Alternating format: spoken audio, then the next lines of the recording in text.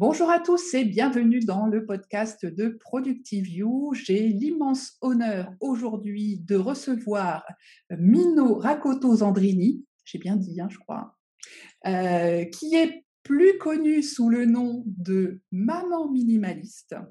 Mino, on s'est déjà parlé il y a quelques années, tu es déjà intervenu dans notre podcast. Grand bonjour à toi et merci d'être là. Merci de m'avoir invitée, Priscille. Bonjour tout le monde.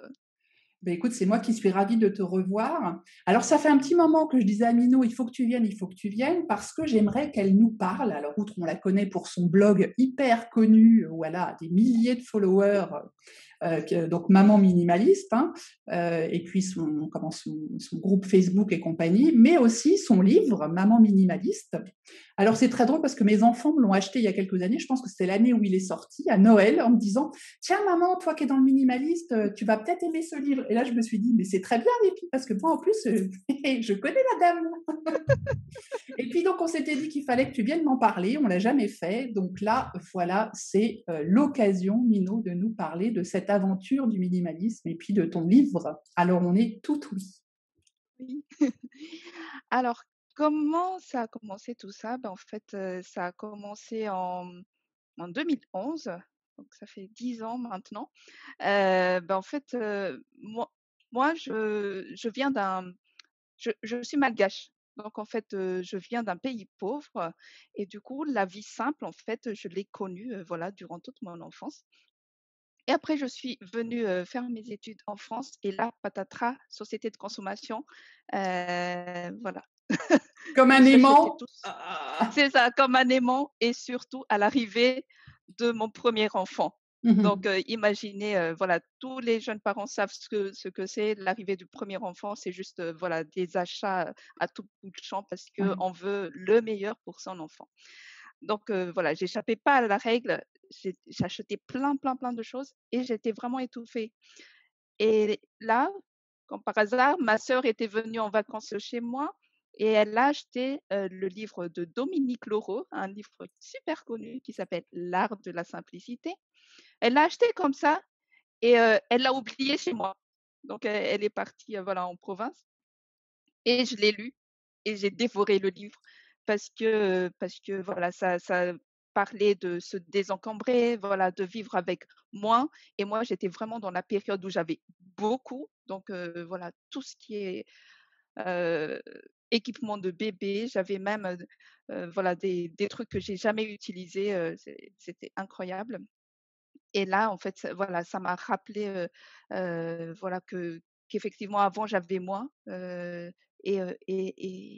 et je me sentais mieux en fait, plutôt qu'étouffée avec, voilà. Donc ça a commencé comme ça et du coup j'ai ouvert, mon blog parce qu'à l'époque il y avait que des ressources, anglophones sur le minimalisme et je trouvais que c'était dommage de ne pas en parler en français. Et Mhm. je l'ai ouvert à ce moment-là et à ce moment-là, c'était encore, aujourd'hui je me débarrasse de ça. Aujourd'hui, je me débarrasse de ça parce que voilà et de fil en Mhm. aiguille, en fait, ça c'est devenu, le blog avec ce qu'il y a à l'intérieur actuellement Mhm. et du coup, avec le blog, j'ai eu des contacts de voilà, de la maison d'édition qui est venu toquer à ma porte en disant, «Est-ce que vous voulez écrire un livre Ouais. basé sur, voilà, le minimalisme?» et ça a commencé comme ça, en fait, Ouais. voilà. Moi, j'ai vraiment bien apprécié ton livre parce que, effectivement, au début, on a toute cette explication de cette soif de consommation que apparemment tu avais dans un espace assez limité sur la région de Paris. Donc, forcément, on n'a Oui. pas des grands appartements. Et puis après, sur la façon dont tu as commencé à mettre en place. Et ce que j'ai beaucoup aimé, c'est que il y a cette démarche. Ensuite, tu nous expliques comment est-ce que nous-mêmes aussi on peut s'y mettre.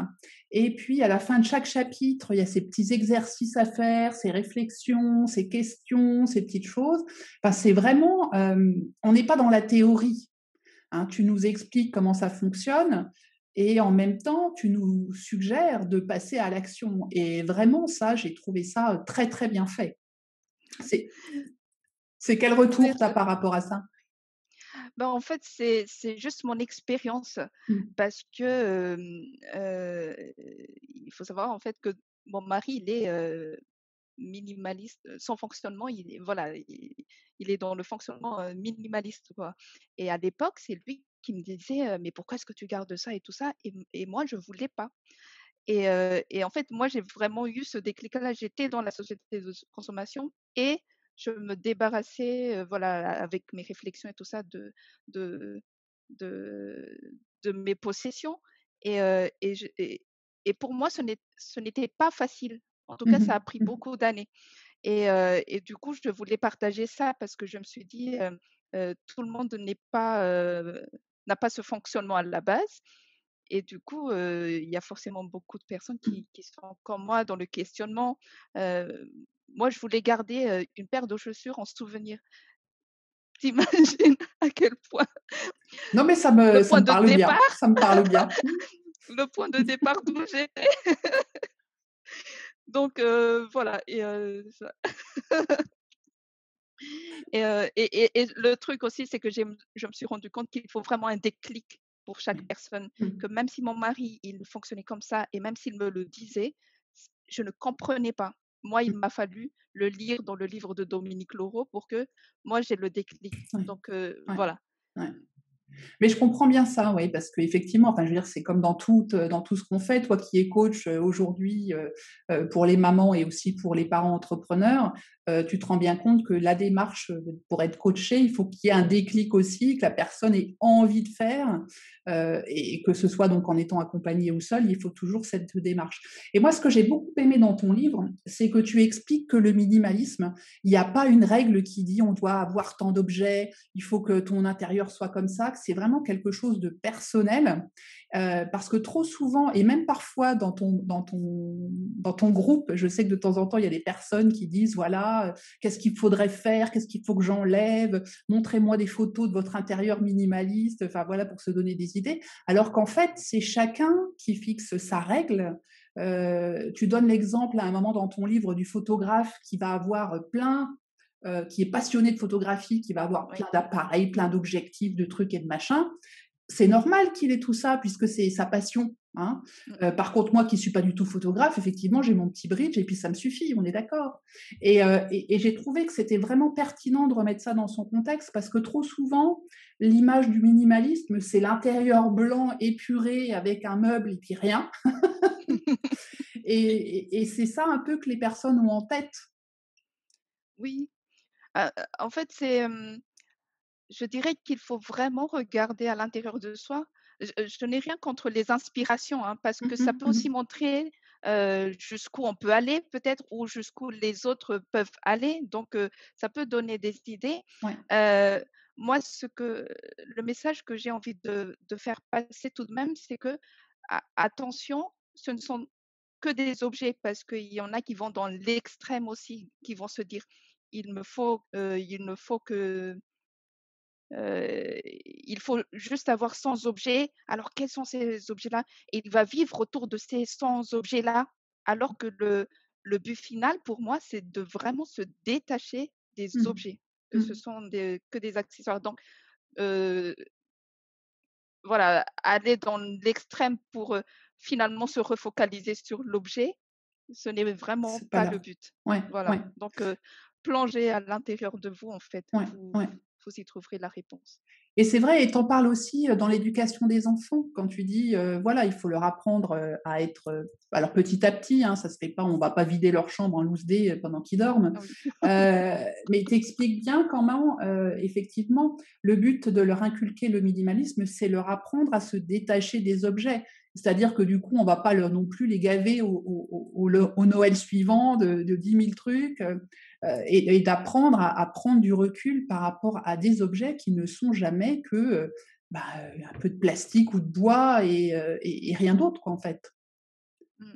Oui, le sujet des enfants me passionne parce que, voilà, ça, c'est bien expliqué dans le livre de Kim John Payne, qui est, Parents tout simplement. En fait, il explique que nos enfants, voilà, les enfants des pays, heu en Occident, en Mmh. fait, ils peuvent être aussi stressés que les enfants, voilà, dans les pays, voilà, en guerre. Mmh, Parce que mmh, lui, il a travaillé dans les 2 pays et il avait un système de mesure pour mesurer le stress de ces enfants-là.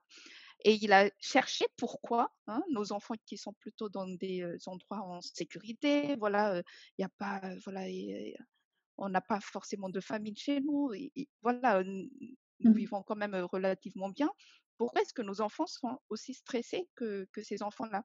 Il a découvert que c'est le trop, en fait et c'est le trop de plusieurs choses, mais en premier lieu, c'est le trop d'objets autour mmh, mmh, et ça fait que nos enfants peuvent être stressés, peuvent grandir, voilà, dans l'anxiété et du coup, c'est pour ça aussi que j'accompagne les parents parce mmh. que je tiens à ce que voilà, ça me tient à cœur, en fait, que nos enfants ne soient pas noyés eux-mêmes dans cette société de consommation parce que voilà, c'est, peau de peau de terre contre peau de fer, hein, Mmh, voilà, la mmh, mmh. société de consommation nous écrase Oui. et donc à nous d'agir individuellement pour que nos enfants, puissent avoir le recul, ce recul Mmh, nécessaire, voilà, que tu parlais tout à l'heure, par mmh. rapport aux objets, par rapport à Ouais. la possession. Oui, oui et puis ta démarche, elle est vraiment complète puisqu'on est effectivement alors tu parles du désencombrement de la maison, et cetera, pièce par pièce. Alors on a un petit fond de Marie Kondo là quand même, légèrement derrière. Donc moi, ça me va bien parce que j'ai fait Marie Kondo il y a quelques années et j'aime bien cette approche de se dire voilà, on garde ce qu'on aime et puis le reste, ben, on s'en détache complètement. Et puis, mais tu parles aussi, voilà, des relations toxiques, de l'agenda qu'on va épurer. Alors ça me parle beaucoup parce que moi qui suis plutôt dans la productivité et faire vraiment que les choses essentielles, évidemment, là, ça résonne énormément pour moi. Et puis aussi nous couper un peu du surcroît de réseaux sociaux, d'informations, enfin toutes ces choses-là, qui en plus de ça, souvent nous diffusent de la publicité. Oui, à no à notre insu. Ah oui, c'est clair, enfin notre insu ou pas, puisqu'on les voit, hein, et qui du coup bah, nous donnent envie. Et comme tu l'as, à un moment, tu le dis bien, hein, c'est savoir distinguer le besoin de l'envie. Oui, heu, moi finalement, ce que j'ai remarqué et du coup mon travail s'oriente de plus en plus vers ça, c'est que notre environnement en fait nous crée une charge mentale, monstre. Mmh mh. Voilà donc là on a parlé des possessions, hein, des objets, mais tu en as parlé aussi des informations. On est vraiment dans l'ère de l'infobésité et si on ne prend pas de recul par rapport à ce trop, ben, en fait, voilà, c'est notre charge mentale qui va nous écraser, en fait, parce qu'on pense à plein de choses et on n'arrive pas à faire, l'essentiel, Mmh. finalement, ou avoir Ouais, moins d'attention pour l'essentiel. ouais, c'est clair, c'est clair. Et qu'est-ce que tu pourrais nous partager là tout de suite, quelques petits conseils pour quelqu'un qui voudrait se lancer? Qu'est-ce qu'il fait? Donc Il lit ton livre déjà, je le rappelle, hein, voilà, je le remontre. oui, alors, heu, moi, il y a une citation, en fait, que j'aime beaucoup, c'est qui dit: «Déterminez l'essentiel et débarrassez-vous du reste». Mmh. Donc si vous voulez commencer, ne faites pas comme moi, parce que moi, j'ai commencé par me désencombrer d'abord. Mmh. Mmh. J'ai lu le livre de Dominique Leroux et j'étais vraiment d'accord avec elle et du coup, je suis rentrée direct dans le vif du sujet, j'enlevais les trucs un par un et heu et voilà pourquoi ça m'a pris des années. Mmh. Après réflexion, je me suis rendu compte qu'il vaut mieux prendre le temps d'abord de réfléchir à qu'est-ce qui nous est essentiel à nous vraiment. Mmh. Donc, dans voilà, dans plusieurs domaines de nos vies, hein, voilà, en tant que famille, en tant qu'individu, en tant que femme, en tant qu'homme, heu, dans notre, sphère professionnelle. Qu'est-ce qu'on a, besoin vraiment, pour, survivre, on va dire, j'ai Mmh. besoin d'un ordinateur. OK, ça fait partie de mon essentiel. J'ai besoin d'un deuxième écran, tiens, ça fait partie du coup de mon essentiel à moi parce que je travaille beaucoup sur ordinateur et déterminer donc ce qui vous est essentiel à vous et c'est plus facile de se débarrasser du reste après. Bien Au sûr. lieu de se poser la question sur chaque objet en se disant: «Est-ce que j'en ai besoin ou pas?» et on va partir dans beaucoup de réflexions et voilà, si on n'a pas déterminé notre essentiel, si on n'a pas déterminé notre objectif, voilà, nos objectifs, voilà, Mmh. c'est plus difficile en fait de s'y mettre.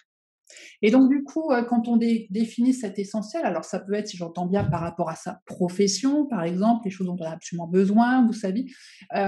Ensuite, on fait quoi? On définit, on écrit une liste des choses qu'on veut absolument garder ou comment ça se passe? Ouais, moi j'aime beaucoup écrire, donc Ouais, je conseille vraiment d'écrire parce que voilà, il y a même une citation qui dit: «Il y a des yeux dans les stylos», un truc comme ça. En fait, écrivez, écrivez parce que voilà, on a plus de recul quand bien quand sûr. on Mmh. quand on écrit et en plus, c'est plus facile de se dire: «Oh cet objet-là n'est pas dans la liste, alors il va, sortir». Après c'est vrai qu'on ne peut pas, penser à tout, hein, à tout, donc peut-être que des fois, il y en a qui Mmh. suivent pas la règle, en tout cas, moi c'est ce que je recommande et des fois le désencombrement, se fait, toujours au fur et à mesure, hein, parce qu'on évolue, il y a, les enfants grandissent, et tout ça. Donc voilà, du coup, moi, je refais ça, à chaque fois.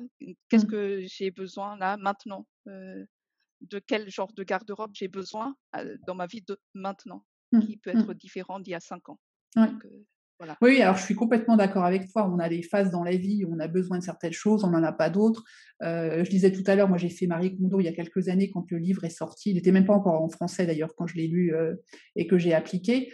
Et les tri que j'ai fait à cette époque-là reflétaient ma période à ce moment-là. Et Mmh, effectivement, aujourd'hui, j'entame régulièrement des choses que je retrie parce que là, voilà, on n'est plus dans la même saison, j'ai plus les mêmes besoins. Tu vois, là par exemple, maintenant que je travaille à domicile, je me dis que la garde-robe que j'avais avant, qui était faite pour quelqu'un qui voyageait énormément pour le travail et qui devait toujours avoir un besoin de représentation, c'est-à-dire tous les jours nickel, le truc, le machin, qui me demandait du coup d'avoir quand même une garde-robe assez large, parce qu'on ne peut pas laver non plus tous les soirs vite fait son truc. Là, je me dis, bon, bah, je vais pas tout jeter, hein, mais je vais pouvoir en tout cas réduire un petit peu parce que j'ai plus du tout les mêmes besoins qu'il y a 5 ans ou même il y a 2 ans. Donc c'est assez important effectivement de s'adapter à ça. ouais. Et moi, ça me fait toujours rire parce que quand j'entame une nouvelle phase, il y a mon fils aîné qui n'est plus à la maison, qui dit toujours au petit non mais bientôt il y aura plus rien, hein, il y aura plus rien dans la maison. Alors qu'en fait c'est pas complètement faux, enfin c'est pas vrai, non je dirais plutôt c'est pas complètement vrai. Je vois par exemple j'avais une chambre excessivement minimaliste et ben là j'ai rajouté des choses parce que je la trouvais pas assez accueillante, je me sentais moins bien dedans. Et du coup, j'ai rajouté des coussins, des choses pour décorer, alors qu'avant, j'avais juste la housse de couette, la petite table de nuit, le machin, le truc terminé. Et en fait, j'ai eu besoin, notamment avec ce confinement et tout ça, et je ne sais pas si c'est lié au fait de se retrouver dans une situation où on est un peu dans le, on ne sait pas, voilà, c'est un peu l'inconnu. J'avais besoin d'avoir une chambre qui soit plus cocooning pour me sentir bien, quoi. Et donc, du coup, j'ai racheté des coussins, des choses comme ça, et que je ne considère pas du tout antinomique avec le fait d'avoir son objectif et de rester concentré dessus, quoi. C'est juste se sentir bien chez soi. Bah, ça me fait sourire ce que tu dis parce que j'ai acheté un vase il y a 1 mois. J'en avais pas avant. Mhm. T'aurais dû me demander, j'en avais deux.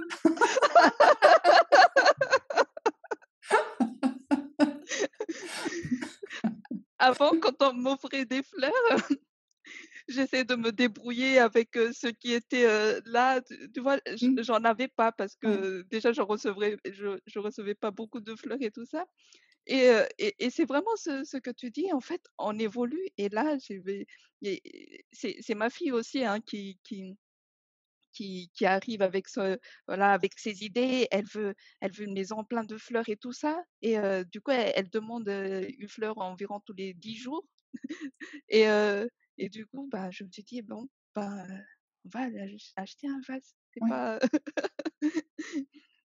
Mais il y a un voilà. vrai besoin derrière, quoi. C'est pas juste pour dire j'ai un vase, quoi. Oui Mm.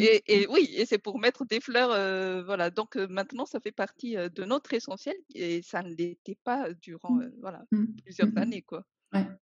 Donc vraiment, on évolue et je trouve bien que oui, on apprenne à avancer avec ça en n'étant pas trop dogmatique. Oui, oui, oui, comme je disais, oui, il vaut mieux, regarder à l'intérieur de soi parce que sinon on va se focaliser encore plus sur, voilà, sur une dogme ou bien Mmh. sur un nombre précis d'objets, sur les objets et c'est Mmh. vraiment, vraiment pas le but. Ouais, ouais. Merci beaucoup, Mino, de cet entretien. Ça me fait super plaisir à chaque fois de discuter avec toi. Et alors, on a toujours trois questions dans ce podcast. Donc, tu ne vas pas y couper. Donc, le premier, c'est quel est ton livre de chevet en ce moment ou à long terme, je ne sais pas. Mon livre de chevet en ce moment, en fait, c'est le deuxième livre que j'aime dans le domaine du minimalisme parce que le premier c'est bien sûr celui que j'ai lu en premier c'est, L'art de la simplicité de Dominique Leroux. Mhm. Mais maintenant j'ai, L'essentiel et rien d'autre, de Fumio Sasaki. J'aime bien parce que, voilà, il a un autre style. Voilà, ça c'est le livre que je conseillerais en ce moment. D'accord. Heu, Ok. C'est aussi un japonais qui parle de minimalisme ou oui, c'est un ouais. japonais. Lui par contre il est très, très extrême. Il D'accord. est voilà, il a une cuillère, une fourchette, voilà, c'est i Les invités viennent avec leurs petits trucs, hein, parce que sinon, non, il n'invite personne chez lui, il préfère sortir au restaurant avec ses amis. Bon après d'accord. avec le confinement, je ne sais pas comment ça se Oui, non, passe, non, mais non. Non, ils sont pas confinés au Japon. ah d'accord. Pour ça. Voilà, heu et hem et il a un style d'écriture qui me plaît aussi, hein. Mmh mh. Il fait des listes, il voilà, c'est différent de Dominique Leroux et OK. Bon, bah, écoute, on va ça lui ajouter ça ressemble. sur la liste de lecture. De plus, hein, ça va pas du tout, hein. Elle est pas minimalisme la liste de lecture. Ah oui. Quelle est ta citation ou ton proverbe qui t'accompagne? Je l'ai dit tout à l'heure, donc ça, c'est vraiment mon préféré: «Déterminez l'essentiel et débarrassez-vous du reste». Mmh mh. Mais sinon, il y a un deuxième aussi qui qui m'aide beaucoup, et c'est Laura Malloy, quelqu'un qui a fait un TEDx qui l'a dit. Elle dit: «Je suis devenue minimaliste quand j'ai su que mes, passions et mes objectifs étaient plus importants que mes, possessions». Mmh. Et Très belle phrase j aussi. ouais. Bon, là, elle l'a dit en anglais, donc c'est mieux en anglais, mais voilà, je trouve que c'est très bien dit aussi parce que Mmh. du coup, elle incite chacun à faire de sa vie un chef-d'œuvre et Ouais, donc ouais. on enlève le superflu pour avoir un chef-d'œuvre. Belle philosophie. Bravo. Et puis donc la dernière, question, c'est, par rapport à un truc, d'efficacité, de productivité que tu nous suggères? Heu, je peux en dire 2 aussi? Oui, vas-y. On n'est pas minimaliste aujourd'hui, attention. Oui, pardon. Non, non, non, je t'en prie, c'était une boutade. Alors, heu, le premier c'est très basique. Ayez des rituels. Mmh Parce mh. que quand on a un rituel, voilà, le cerveau ne réfléchit plus. Hop, hop, hop, hop, hop, on va se mettre, en action, voilà, on a pris du recul pour mettre en place les rituels. Donc c'est déjà quelque chose d'optimisé. Heu, un truc que j'aime beaucoup dire aux gens aussi, c'est d'évaluer le temps que vous allez faire quelque chose. Parce que, quand on est là devant l'action, on veut procrastiner et moi je me dis, «Mais attends, mais tu feras ça en combien de minutes? 10 minutes? Bon allez, tu as bien 10 minutes» et là je m'y mets. Mmh Donc mh. voilà. Ouais, relativiser un peu le temps qu'on va y passer, Oui, mais c'est vrai que parfois on se fait plus de nœuds à la tête, ça dure plus longtemps que la tâche elle-même, hein, donc c'est ça. tu as tout à fait raison. C'est Je lourd trouve dans la ça tête alors que ça prend que 10 minutes donc ouais, c'est autant s'en clair, débarrasser. c'est clair, c'est clair. Eh bien, écoute, Mino, ce fut encore un vrai plaisir de te recevoir aujourd'hui. Merci 1000 fois, d'avoir accepté de répondre à quelques-unes de mes questions et de partager encore J'apprécie. une fois ton cheminement. On te souhaite, bon vent. Alors, bien évidemment, dans les notes de l'épisode, je vais mettre tous les liens où on peut te retrouver, ton blog, c'est mamanminimaliste.fr ou .com, je Com, sais plus, .com. .com. Ouais. Tu es aussi sur Facebook, tu as une grosse communauté sur Facebook. Oui, Il y a d'autres endroits fait. où on peut te retrouver? Je suis sur Instagram aussi, mais je suis plus sur Facebook. Voilà, D'accord, ok. sur ma page et voilà, dans le groupe. Je mettrai absolument tous les liens. Merci encore à toi et puis, chers spectateurs et auditeurs, à très vite pour, j'allais dire de nouvelles aventures, mais presque, mais un nouvel épisode en tout cas. À bientôt, Merci bye bye. Priscille. À bientôt.